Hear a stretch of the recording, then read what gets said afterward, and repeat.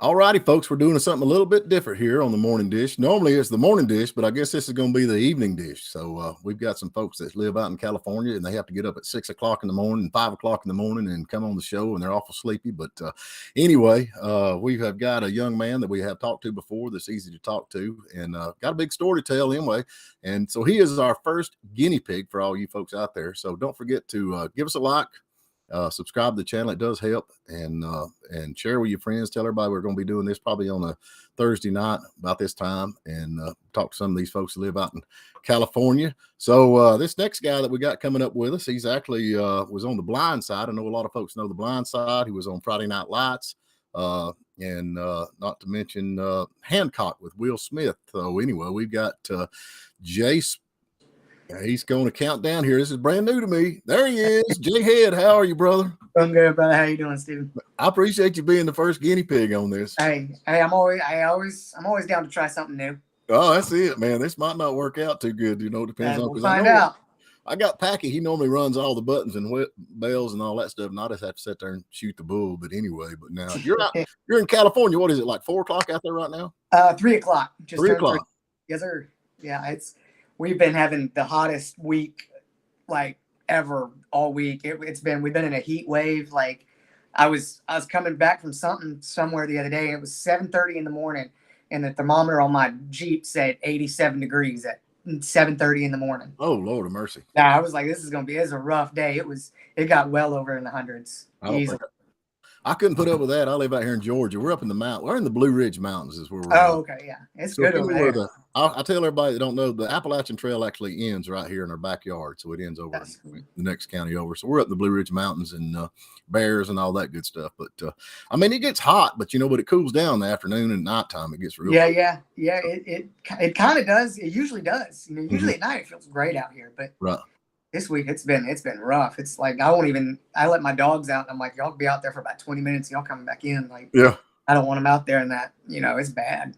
But now you were raised in Texas, right? So you should correct, yes, sir. Oh, I'm good at it, but it's like this is different, in Texas, it like, it might hit 100, 101, 102. I know for a fact it was 105 the other day. Like it was you go outside and it just hits you. You lose all your energy. Yeah. I cannot imagine. It's rough, yeah. So thank God for air conditioning. Right? Yeah. God, we'd be in trouble. We're being told we got to watch out. We got to turn our stuff off because some people are having blackouts. Yeah, that's it. And then they want you to not charge your electric car. Yeah. So how y'all gonna get from point A to point B? I have a Jeep, so I'm not worried about it. I'm with you, man. Yeah. That doesn't affect me, but but yeah, us having to watch out for our entire house going out is that's always fun to deal with. So yeah, I don't know. You got to get get through it. Get your electric generator, not a gas powered generator, but electric generator. Yeah, that's what I need. Yeah, plug it up. I have a gas one that work. I've used it before, but yeah. Yeah, that's crazy. But now you actually, you started out in The Blind Side. That was yes. Is that the first movie you act? I mean, that was a huge movie. I mean, no doubt. Yeah. No, it was actually my second movie I'd ever done. Right. The first one I did about a year and a half to 2 years before Blind Side. It was a movie called Hancock with Will Smith, Charlize Theron, and Jason Bateman. Right. So, I was thinking that come after that, but I guess it was before. Yeah. This one was the Hancock was 2008, and then Blind Side was 2009. Yeah. I like Will Smith, man. I mean, great guy. Yeah. He's a great guy. I had a great time. He'll sit there and just talk to you. He doesn't care. He'll just sit there and talk to you just like we are. It's crazy. Yeah. Now is he not the one that slapped kick? He is. Yeah, I don't know I think he's just got a lot of stuff going on. You know what I mean? When I tell him, listen, wait a minute now, I'm all for it because call him up and tell him that I'm volunteer if he'd slap me because I mean that Chris Rock, man, his bookings went up, his money went up. He's everywhere now. If I was Will Smith, I'd be suing him for some money. I'd be like, right, your fame and fortune and all that. So yeah, I'm all about it. He can slap me on TV anytime. Right. I know. I'd have, for sure. Yeah. Now anybody has a bad day, but he's had some good movies. But he really, he's been doing it a long time, and he's really, you probably couldn't count. You could probably count on one hand how many movies he's had that probably didn't do great. Right. You know what I mean? He's really been doing great his Yeah. whole career. He just is one of those guys. He just stands. He keeps going. Yeah. Now, was he the one that was in the Alien movie? Wasn't he in the Alien movie, or who was that in the Alien? Independence Day. Was that Independence Day? But I thought Yeah, he did yeah. another one with the where it's had all He the did Men in Black. do what now? Men in He did Black. Men in Black. Yeah, yeah, yeah. Yeah, that was I love that movie. Yeah, those are good ones. Those are great movies.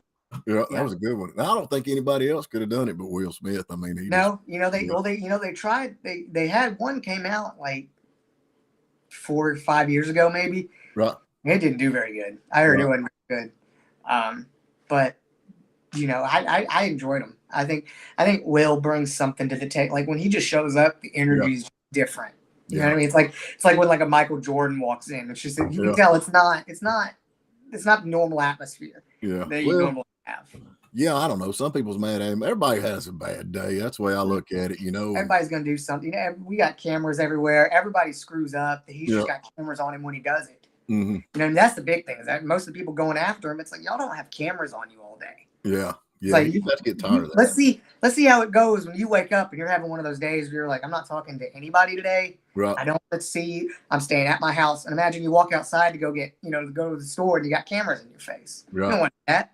You know what I mean? Like, well, we were talking about the other day, and in his defense, he kind of was going to just kind of let it go, I think. And he turned around and he got the look from his wife. His wife, the wife rules all. Yeah, she gave him that look, and it's like he had to do something. All. Yeah, he had no choice, man. At that point, he had to do something. I mean, we've all been in them shoes. If there's anybody, I guarantee you, he'd rather face the world than her. You know what I mean? Right. Like, anyway, yeah, I'm with you. So, but now that Hancock, I mean, that was a big movie. It was a big.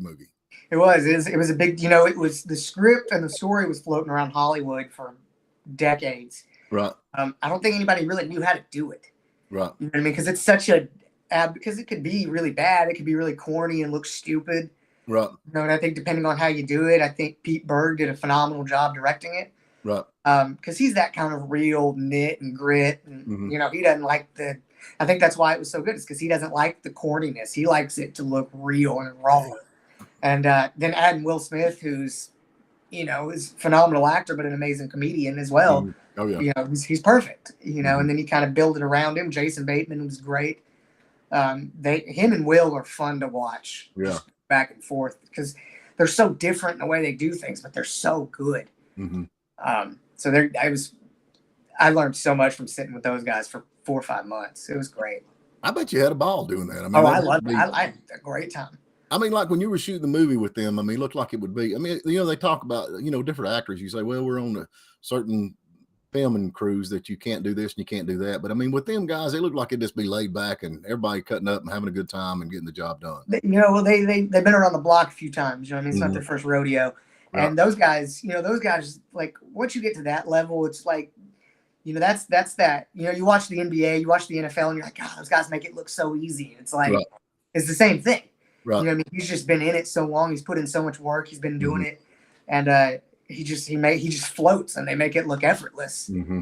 And being in the room with those guys is like you got to keep up, and it's fun. Yeah. It's fun to try because they're as good as it gets. Yeah, ain't no doubt. But then after that, then you did The Blind Side. Then I did The Blind Side. I think I've always said that I think working on Hancock helped me with that because, being around those caliber of, Will Smith, Charlize, who'd won an Oscar before Hancock, so going into Blind Side, it was like, okay, you're still working with some pretty big stars, but you've done this before. Right. And I think that was a big thing for me. It was kind of like, because I remember when I got on Hancock, I was like a little nervous because I was like, these are like, I've seen these people on TV all the time. Right. By the time I got to Blindside, I was like, oh yeah, but I've done that. We're good. I've seen them. I've seen Sandra. I've listened to Tim McGraw since I was this big. Right. You know what I mean? Like I was good to go, and I think it really helped me out, and it was a great experience. But now she was your mama in the movie. Correct. Yeah. Yeah. So yeah. how was it? How is it to have Sandra Bullock for a mom? Yeah, she's as good as it gets. Yeah. I gotta tell you, she's as good as advertised. You know what I mean? Right. And she. A lot of people don't know she was actually wearing a wig in Blindside. She's normally like a brunette, right? And have her in a blonde wig. Mm-hmm. And she had this thing, and she would show up, and she'd be brunette, and she'd have her little coffee with her, and she'd hug everybody and laugh and make jokes and whatnot. The second that blonde wig came on, it was like a switch was activated, and she was like, "We're not messing around. Yeah. We get stuff done." if you start screwing it up, she'll let you know real quick. You're the reason we're falling behind. And you really respect her because she's here. She's like, she takes it very seriously. This is her job. This is her craft. And if anybody starts messing with that, she flips it real quick. And so you learn real quick to stay in line. She's making a lot. She's making a lot of money, so I guess you got to do that. Yeah. And she's great, but she's the first one to tell you did a great job. Mm-hmm. You know what I mean? Like if you do something great, she's the first one to tell you. So now, how long did it take to do that? How long did it take to shoot that movie? I know they were filming. They were filming before I even got cast, or they were working on it. I think they started filming first week, second week of May, right? And then shot until mid to late August. July, right? So a couple of months. I was there for about 2.5 months. Well, now, do you hang out with any of the crew that you work with? I mean, any of the actors and stuff over the years? Me and Quentin, we're still. He's a big guy, man. Hey, man, he's 6'8". He's as big as they get, man. Yeah. I love going places with him because we're unmissable. Like, where else do you see that? I'm 5'4". He's 6'8". Like, we just casually stroll into places. Yeah. I just tell we're twins. Remember the movie? Oh, Twins? yeah, no, it's twins. People everywhere we go, people are like they immediately see it because where else are you going to see that? Yeah. But he's great. I'm actually going to go tomorrow. We're going to be in Nashville. Or I'm flying out tomorrow. I'll see him on Saturday. Right. But we're going to be in Nashville, so we're going to, I'm excited. We always get to hang out and see each other. So, you got something going on in Nashville this weekend, or what are you doing? I'm going to a Comic-Con. I'm going to be doing some signings and whatnot. Oh, okay. I've never been to Tennessee, never been to Nashville, so I'm pretty excited. But now I'm gonna tell you, when you get here, you won't want to go back to. Oh, I know. I've always heard that my brother was there just a couple of weeks or months ago. Right. And he had never been, and he was like, "Dude, I had so much fun." And he was like, "I never." Yeah, I'm excited. I'm really excited. Especially with football season back around. There's a certain vibe around being in the South around football season. It makes me feel like I'm back at home in Texas. Now that football, that's something that, of course, we're kind of getting off a little bit and ahead of ourselves. But now that's a big deal because your dad was actually a football coach, right? Still is. Now, who does he coach? He coached for a school or a college or what? He's in a high school. It's his alma mater. It's where I grew up. It's called Goldthwaite. Mm-hmm. It's the middle of hill country in Texas. 2 stoplights, a gas station, and a subway. Right. Yeah, that's about it. And it's a crazy place. It's completely polar opposite end of the world from Los Angeles. I'll tell you that. Mm-hmm. Yeah. Definitely took some adapting, but that's where I've grown up, doing football my whole life. So it was, Blindside was kind of fitting, very appropriate. Mm-hmm. And I think that was a big thing that helped me get the role was because I came in and they started asking me football questions, and I was like, well, actually, this is, and they were like, yeah, that kind of checks out. Yeah, okay, yeah, sure. And I think I think that was a big thing that helped me is because I know they told me they had some kids came in that were like, yeah, I've seen it on TV. I don't really play it. I don't really watch it, and then I showed up and was like, oh yeah, I was just at a game 2 days ago. Yeah, right. I was perfect. So like when you were growing up and you was getting out of the bed, getting ready for school, was your dad like, move? Oh no, yeah. My dad was the kind like, like he would show up to pick us up, in middle school and high school, and he would show up, honk the horn at 7:30. He's like, at 7:40, I'm leaving. Yeah. So if at 7:41 you open that door, I will not be there. Right. So you learn to get up, and I'd hear, I'd be in bed and that horn would go off, and I'd get up and go. He would. I was late to school many a times because he would just be like, I gotta go. Bye. Yep, I'm going. You better figure it out. You better get to school on time. You're gonna be grounded. So it's like, that's good though, man. That's good for you. Yeah. Yeah. Oh yeah. You learn real quick. Oh, I'm never. Yeah. I take pride in my punctuality. I will say. But I'm gonna tell you, I can despise somebody that's late. I mean, it just runs me up the wall because I feel like my time is just as important as theirs. And Absolutely. You always got that one person that always comes in late. But that's good. But now that not the Blind Side, but the Friday Night Lights. That's how long was you in that? Let's see. I was originally only supposed to be in it like 2 or 3 episodes, right. And then it was a big hit with the fans, and so they brought me back. I think I was in a total of 4, maybe 5, right, right at the end of the last season, or right at the end of the first season. Mm-hmm. And then Yeah, it was really cool because I was actually in Texas. I wasn't in LA at that time, Hmm. and that was the only reason I got to audition for it was because Hmm. I technically was a local. Right.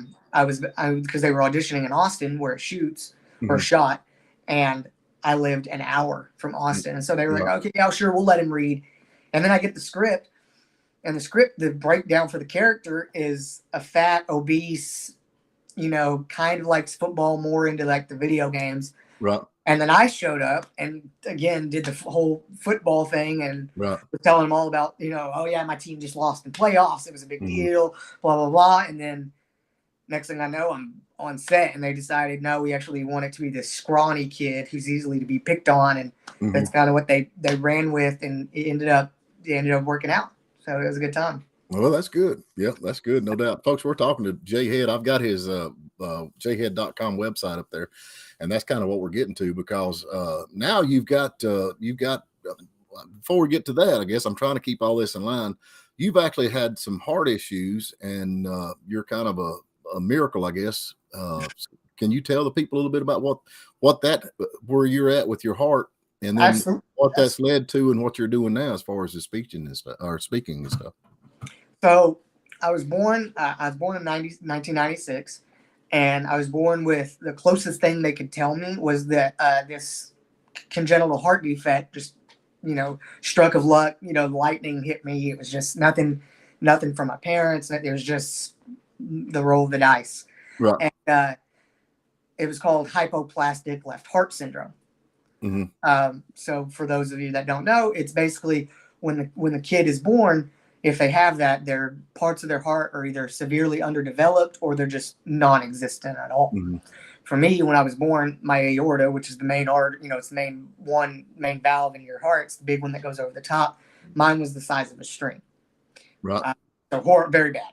Hmm. So I was supposed to have 3 open heart surgeries. I ended up having to have an emergency 4th one because the 3rd one failed. Hmm. Um, at that time, when kids were born with this, about 25% of them were surviving. Hmm. Just because it just didn't happen a lot. It wasn't as common, so they didn't know really what to do. So they flew in this specialist to Dallas, and he came in and they kind of made a plan for what to do, and that's what they did.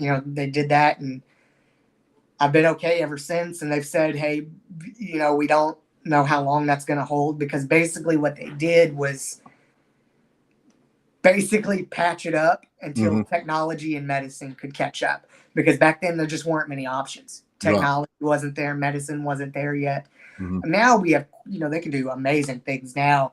I know people that are having heart surgeries and they're going through their wrist. Oh yeah, You ain't know, nothing to it. I mean, It's still the stuff scary though. I mean, now. honestly, yeah, it's still Yeah, scary. yeah. So the stuff they can do, so I actually had today. I was at the doctor. I go annually for a checkup, and Hmm. they run some tests. So I was there today, and they said, as of right now, I look good. They said that they do estimate I'm going to have problems again one day. They don't know when. So it's kind of always in the back of your mind. But I try not to let it get me down because their whole thing was, they had an estimation of kind of how long it would be. Right. And my parents didn't want to hear it because they were Hmm. like, we don't want us or him growing up looking at the clock. Oh yeah. You know what I mean? Because Oh, the absolutely. whole thing is, I understand, they have their estimates and that's good. That's good, that's part of their job. But it's like none of us know how long we're going to be here. You're right. You're right. Whether you got problems or not, I could go outside and get hit by a car, and that had nothing to do with my heart. You Right. know what I mean? So you literally never know, and so it's, I didn't want to grow up. My parents didn't want me growing up thinking I was made out of glass. Right. I didn't want to be one of those kids that was scared to get hurt and scared to get. Oh man, that's the worst. You know what I mean? Like I was the first one to tell you. There was always blood going down my legs from falling and scraping my knees, Right. or getting playing football in the backyard with my brother and all his friends that were Hmm. massive to me. Right. You know what I mean? You grow up and it makes you be tough and makes you be when you become older and things pop up, it's not as bad because you've kind of grown up going through all this stuff. Right. And so going through all that, so not many people know about that. It's not like I don't talk about it. I just, it's not, if we're talking about it, then good. But I don't feel it's necessary because, yeah, Right. it's part of me. But like, I don't need the sympathy for it. I don't need, Well, I think everybody you're has doing things good. I going. mean, Yeah. there's a lot of people that use that kind of stuff for a crutch. It's like, oh, Yeah, and everything I on don't me want and to be not. that guy. I don't want to be that guy. Yeah, and I think it's got a You lot to know? do. I think your mom is a school teacher too, right? Is your mom a She school? is. She is. She teaches at the elementary school. So you got a school teacher and a coach for a mom, and I mean, there you go. Yeah. They're like toughen up, or because Oh yeah. No, my dad's a teacher as well, and he was right. actually my 11th grade history teacher. Mm-hmm. And I failed a test, and he grounded me for 3 weeks in front of everybody. It was horrible. It was right in the middle of class. I was so embarrassed. I liked the girl that sat next to me. It was a whole big deal. Like, oh man, yeah. But you passed next time. I did. Oh yeah, the test came back around. I was studying everything. I had highlighters going. Well, now you've actually good then. But it makes you learn. You gotta be tough. And that's just how it is. I grew up going to practice with my dad since I was little. Right. I've seen however many countless two-a-days because I just used to go. Yeah. So I've seen that's you got to be able to fight and put in work, and I've seen them turn a team that didn't look like they'd beat anybody, and by the end of it they were in the playoffs. And that's and I've watched those kind of things, and you see those things kind of growing up, and it teaches you that when times are bad, they're not always bad, and just because where you are now is not where you're always going to be, and things always change, and sometimes the light's on you and sometimes it's not. Well, now you've kind of used this, your life experience through all this, which, I mean, when you sit there and you think about the heart, and that, that any day it could go or whatever, but you've actually, you're like a motivational speaker now. I mean, that's kind of one of the things that you've got into, which I think is great. Tell us about that. Yeah. So that basically started, a few years, like I think 2017, right. I started doing these random, like 1 minute long on Instagram, like little motivational things, and it could be a story, a quote, something I heard, just anything that felt like, mostly I thought stuff for me, kind of stuff I was going through. And I just started filming little videos, and I would say the quote or tell the story and kind of give my outlook on it. And I did it for a while, and people really took to it and they were like, hey man, I really needed this today. I was going through something, and I loved that. And so I kept doing it. And then at some point somebody like DM'd me and was like, hey, have you considered maybe like doing this in person, like speaking? And so I was like, well, no, I never thought about it, and maybe it might be something I get into. So I kind of started asking around what I needed to do that, and then started kind of getting people let me come and do it, and it slowly got bigger and bigger, and I've fallen in love with it because I love telling the stories, I love telling the quotes, and so people that get something out of it and take value from it makes me feel good. So I'm gonna keep doing it. I mean, that's a good thing, though. I mean, you've been there, you've done that, you've been through it. Yeah. And, so yeah, I've got it pulled up here. It's jaehead.com. Y'all can go to that. Now that takes you to everything. That goes to his Instagram, bookings or anything like that. No, but and so I mean, you've been staying pretty busy with this. Yeah. I just got booked for a pretty big event for April, and I'm very excited. It's going to be like my biggest event yet. So I'm pretty excited about that. I'm looking, I'm waiting to, more information to get out before I start spilling too much. But I'm pretty excited. It's something that it's pretty cool because I started it myself, and I started it from the ground up, and people have helped me along the way. But it's cool because this is kind of my thing. My acting.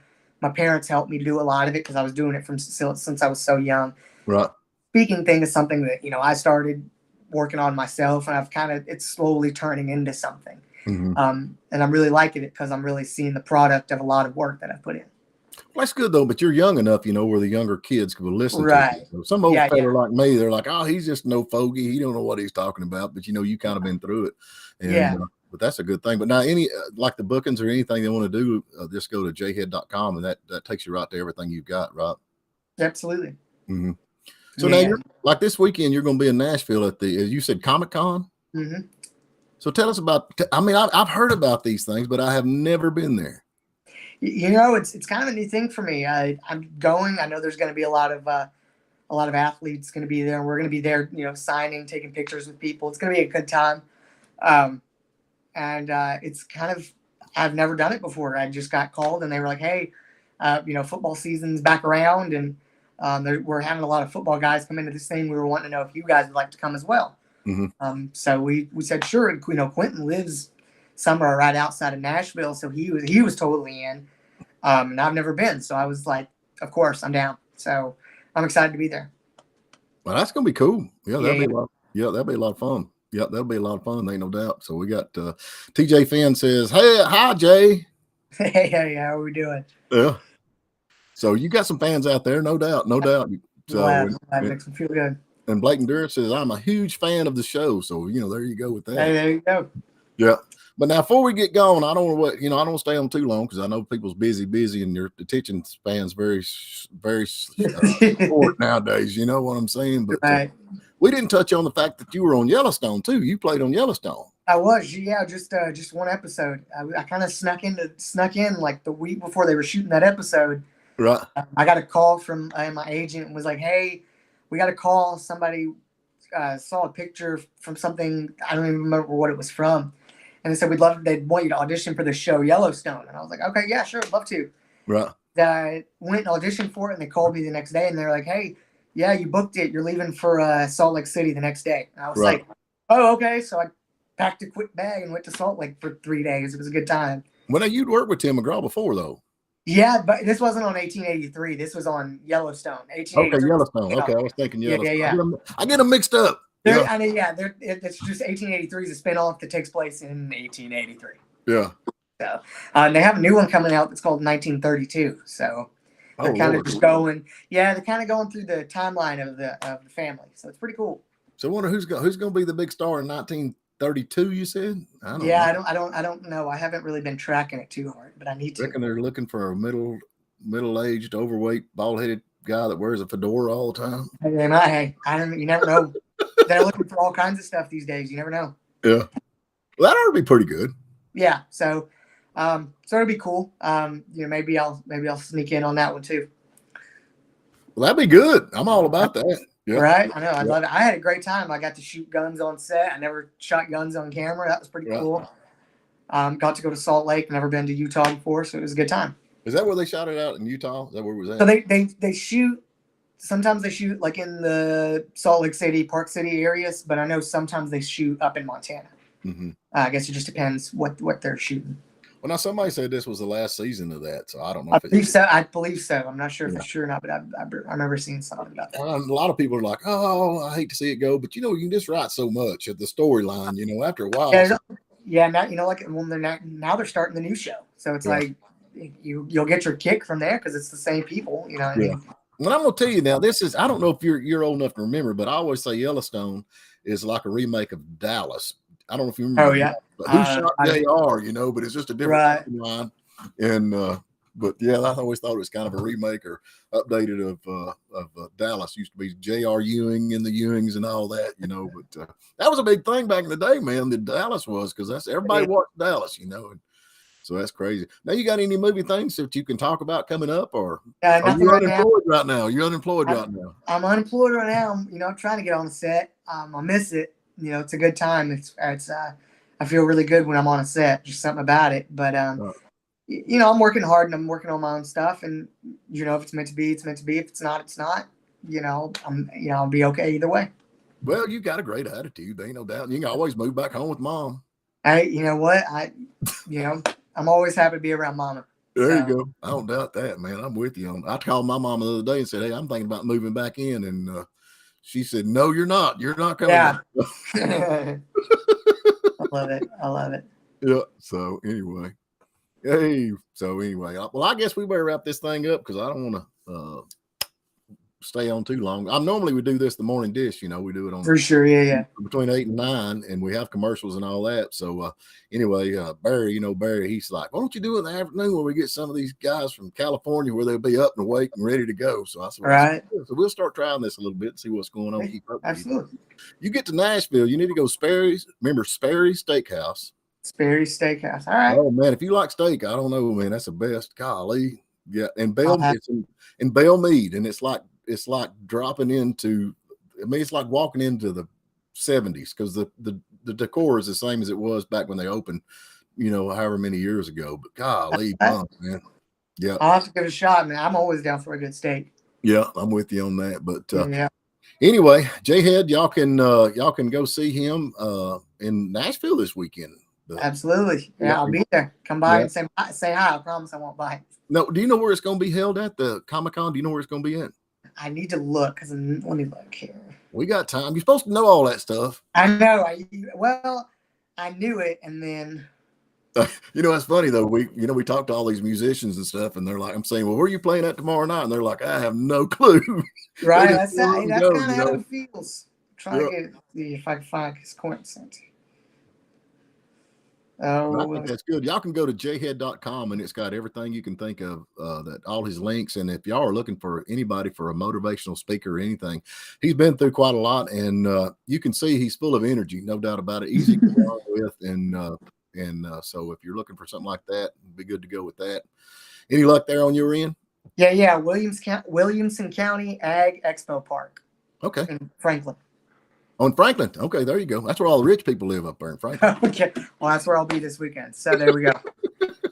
All right, man. I sure appreciate you coming on. I thank you for the invite. I truly appreciate it. Yeah, and you're the first one on the evening, I guess the evening dish instead of the morning dish. So I'll take it. Like I said, I always like trying something new. All right, man. Jay, I appreciate you. Absolutely. Absolutely. All right, folks. Y'all subscribe, share this, give us a like and all the good stuff, and go check out jaehead.com. And hopefully we'll be back next Thursday night with somebody different. Maybe not quite as good looking, but somebody different. All right, man. You take care. Absolutely, brother.